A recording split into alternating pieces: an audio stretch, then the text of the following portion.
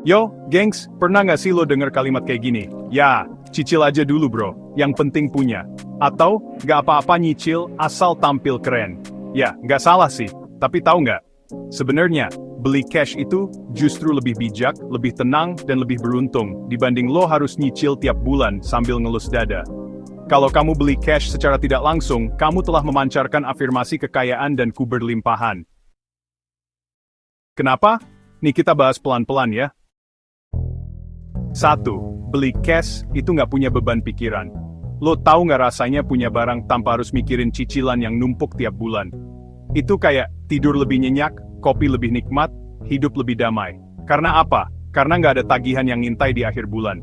Beda banget sama yang nyicil. Gaji belum turun, tagihan udah nunggu.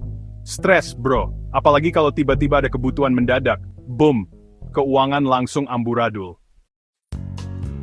2. Harga total lebih murah. Coba lo hitung deh, beli motor harga 20 juta tapi nyicil 3 tahun.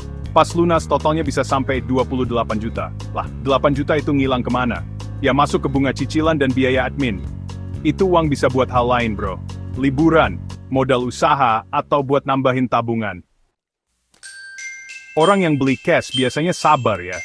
Dia tahan diri, gak gampang tergoda. Dia nabung pelan-pelan, step by step gitu. Dia juga nggak ikut-ikutan tren yang penting kelihatan kaya bro. Zaman sekarang tuh bahaya bro. Banyak orang rela ngutang demi kelihatan keren.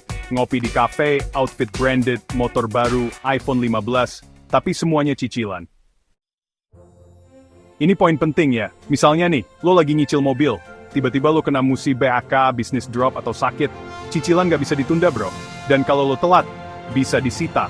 Bisa masuk daftar hitam, bisa ribet urusannya. Tapi kalau lo beli cash, lo tenang, udah lunas, udah jadi milik lo sepenuhnya. Nggak ada yang bisa ngambil. Jadi kesimpulannya, gue nggak bilang nyicil itu salah ya. Ada kondisi di mana cicilan itu solusi, tapi kalau lo punya kesempatan buat beli cash, entah itu motor, HP, rumah, atau barang apapun, beli cash itu jauh lebih bijak.